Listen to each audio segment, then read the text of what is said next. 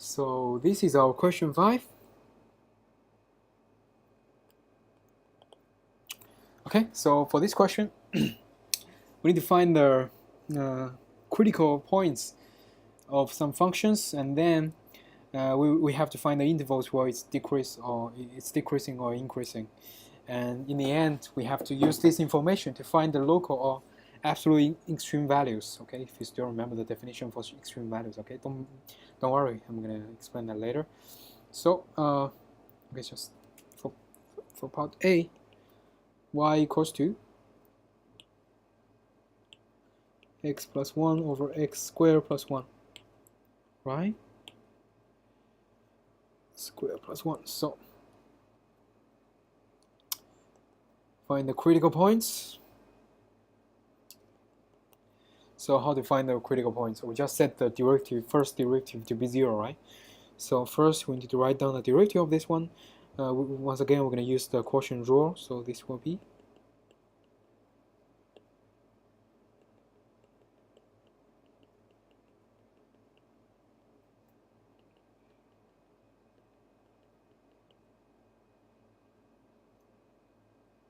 right. So the y prime equals to 0. This is how we find the critical points, right? Is equivalent to that because this part is always positive, okay? So this is always positive.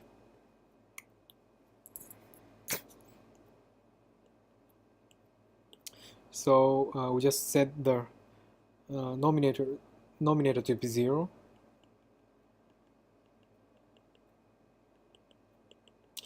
So this will be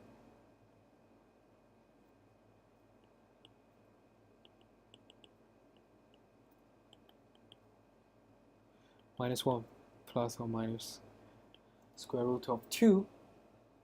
That'll do it. So this is the critical points. We got 2 critical points. And for part 2, we have to find the interval where it's decreasing or increasing. So basically we need to find out the sign of this first derivative. So first of all, we know that at the critical points, the y prime is 0. Okay, so this is, and what's the information elsewhere? Okay, so one trick here is that if you look at this function, okay, so this is fx, because the sign of f is equivalent to the sign of y prime, because the only difference between them is the denominator, which is always positive, so we don't have to care about that if you only need to find the signs, right? So fx is, so anyway, the shape is in this form, it's downwards. So you see, these are the 2 critical points. So you see between them, okay, so between them, x greater than less than -1 plus, it's what? It's greater than 0, and the less than 0 on both sides here, right? Because the shape of this function f is downwards, so definitely to the left and to the right it will always be less than 0 if you go far enough, right? So if x is greater than -1 plus square root of 2 minus 3, and again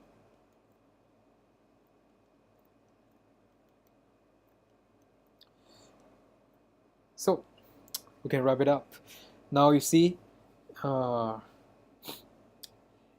in this interval, okay, maybe this is -1, right?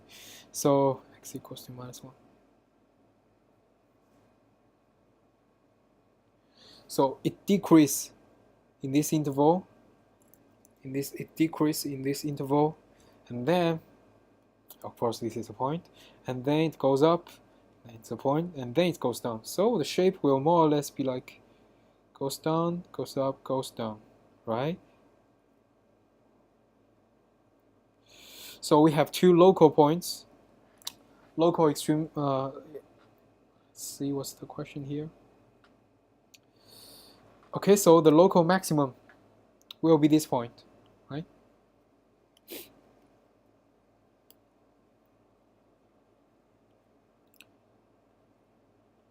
local maximum, and this is the local minimum. Okay, but in order to find the extreme points, absolute extreme points, we have also need to take those endpoints into account, right? So these endpoints,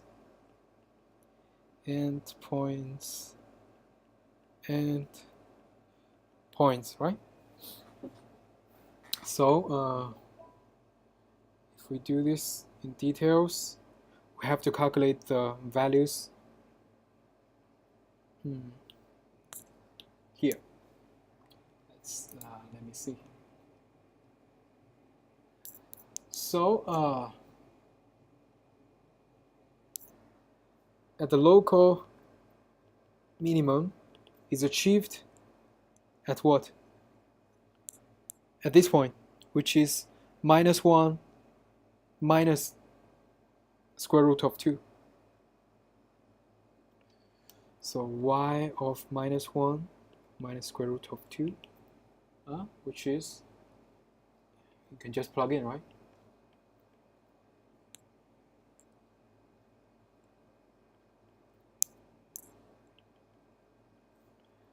And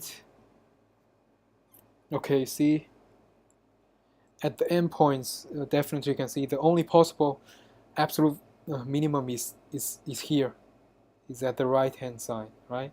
Because if you start from here, it will decrease. So definitely, this endpoint won't be the minimum point anyway. So another point, which might be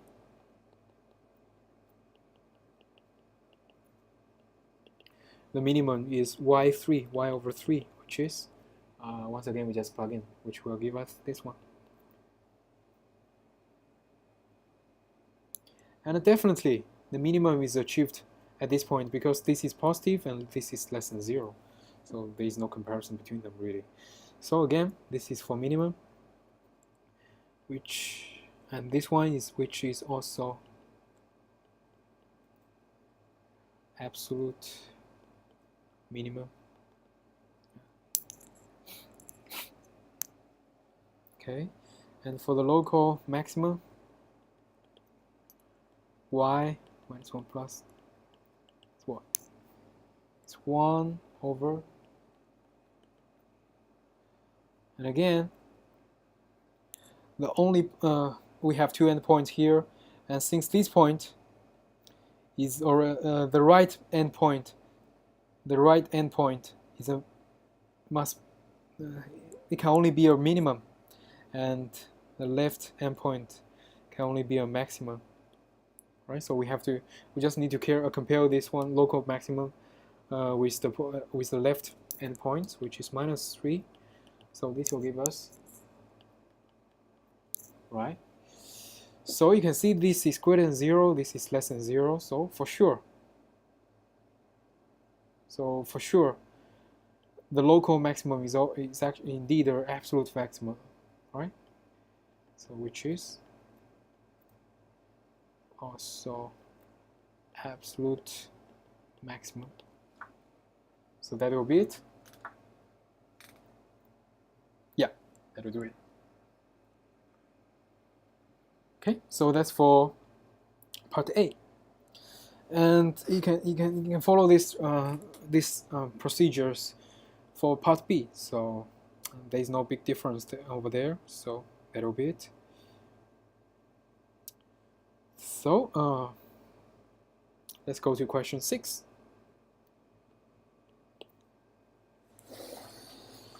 So I'll just simplify this question for you. Okay, so we have a bird. It goes to the island, and the shoreline is straight. So this is the bird, and the nearest point from the shoreline is this B. Okay, so the distance is what? Let me see. The distance, what? B, 5 kilometers. Okay, so 5. And there's another point D where it's the destination, and it's 13 kilometers away from point B. So the bird wants to go to D. So, but we know that this is ocean. Okay, let's use blue here. Ocean. So, normally the bird would just fly to D directly, but as the question suggests, the bird wants to save some energy, so it wants to choose the best way to get there with least energy consumed. So that's the idea here. So what we know is that it takes 1.4 times as much as energy to fly over water as land. So basically we need to set a point C here. We need to find this specific point C so that so that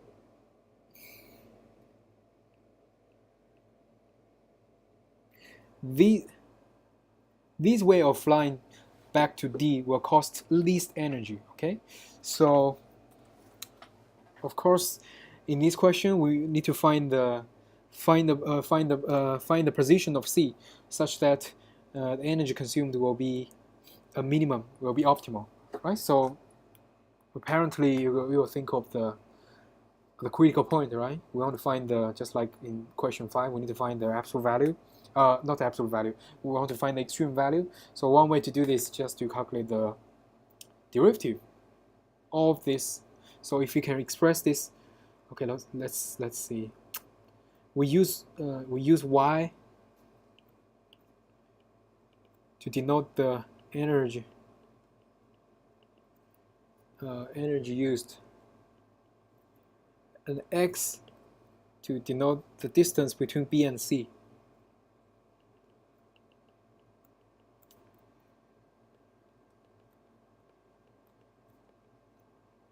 So y should be a function of x, right? Because once you got a point C here, you got the specific way, so you can calculate the energy needed. So apparently this is a function. So natural, what we're gonna do is first we want to find the expression of this function, and next we want to set this derivative to be 0 so that we can find the critical point, right? So that we get the optimal solution for this one. So the only thing remaining is to find the function for yx. Okay, so if this is x, so if B to C is x, so the distance here will be like DC will be 13 minus x, and this is point A where the bird stands. AC will be equal to what? Square root of x squared, because this is a triangular, okay? Orthogonal. This is x squared because this angle is orthogonal. These two lines are orthogonal, so the distance of AC will be just like maybe it's a little bit x. This is 13 minus x squared plus, okay, what's the distance between A and B? Okay, it's 5, so 5 squared. So that's it. So what's the energy in DC? Okay, so for this one it's in land or on land. Okay, so on land. So and this is on ocean. So there are different levels where the bird consumes energy. So we can assume that on land the bird consumes 1 unit energy per kilometers. Okay, so that will be it. Yx equals to 1 times the distance between D and C, which is times 13 minus x plus 1.4, because the energy consumed on ocean is 1.4 times as much as it needed on land, over land, not on land, over land. Okay, it doesn't matter. Okay, so this is 1.4 times x squared plus 5 squared. So in the end,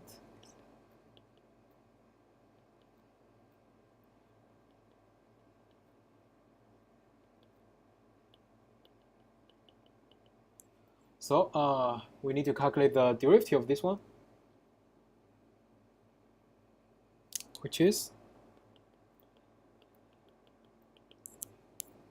just,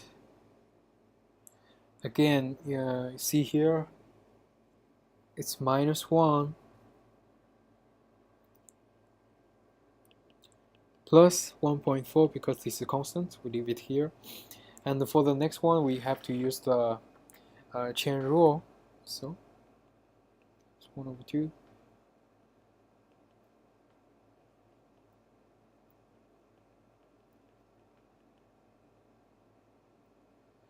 So in the end, it will give us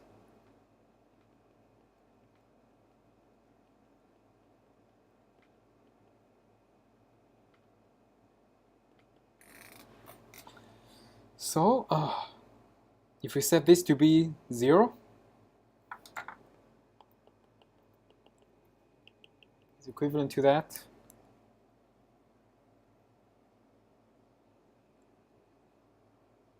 (1.4x) equals to x squared plus 25. Right? So that's it. We have to solve this problem, and this will give us, you can use a calculator to calculate this one, because this is definitely equivalent to that.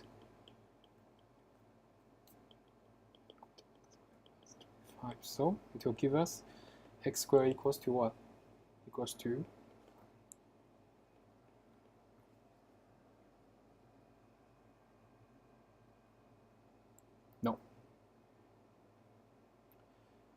x equals to, yeah. So actually, we have two local extreme points here, critical points here, but definitely the only one that makes sense is this point. We won't set C to be above, to be in the different side of D. Okay, that will totally increase the distance between A and D. So it doesn't make sense. So we only choose this one, which will make sense here. So x, so the position of C is set, so the distance between B and C should be 5.103. See? So that's question 6. Okay, so next question. Question 7. Question 7 is pretty straightforward. Let's see. We want to determine R such that the power P delivered to the load is maximum. So we just write down P, which is, but now I, you see, I is here. It's a function of R. So dP dr, we can just directly calculate this right now. Okay, so this, if you use the product rule, this is 2I times di dr times r plus I squared.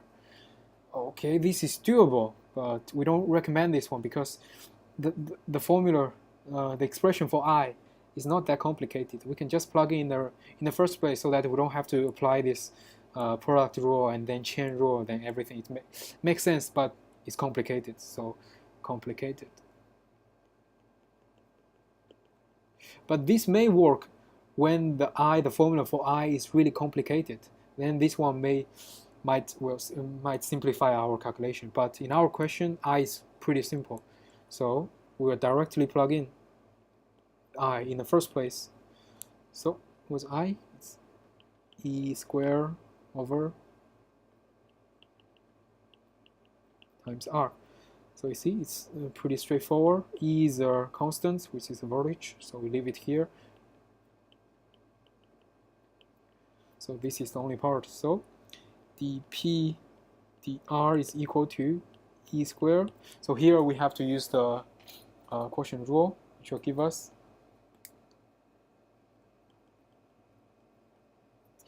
and if we set this to be 0, so basically indeed we need to find the intervals where it decreases and where it increases. Okay, so apparently because the denominator here is always greater than 0, so the only thing we need to care about is the sign of R plus r. No, right? Yeah, so the only thing we need to care about is this sign. So we know that the derivative p prime, and we know that if we write down this as a function of r, it will be in a form like this one. So if this is r,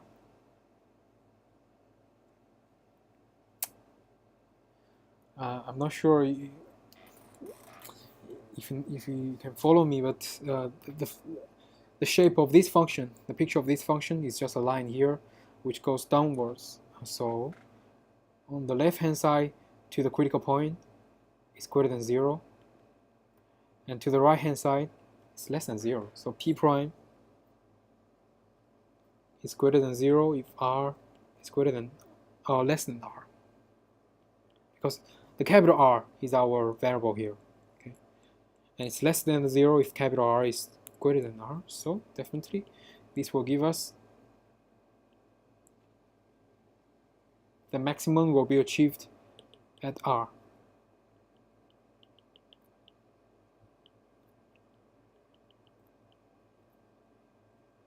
At r, capital R equals to r, because the shape of this function, the p prime will be like,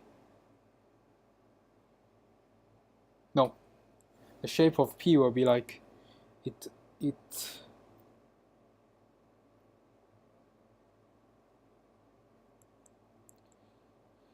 Okay, so first goes up, and then goes down. So the maximum will be achieved here, actually. And in this case, we don't have to care about the endpoints because pretty much the graph shows everything. Okay, so the maximum will be achieved at this point. So that will be it. So I hope it doesn't take you too much time to really finish this tutorial, and I'm really sorry for this. I hope to see you in the next tutorial class in Newtown. Okay, in Tuesday. Okay, that's it.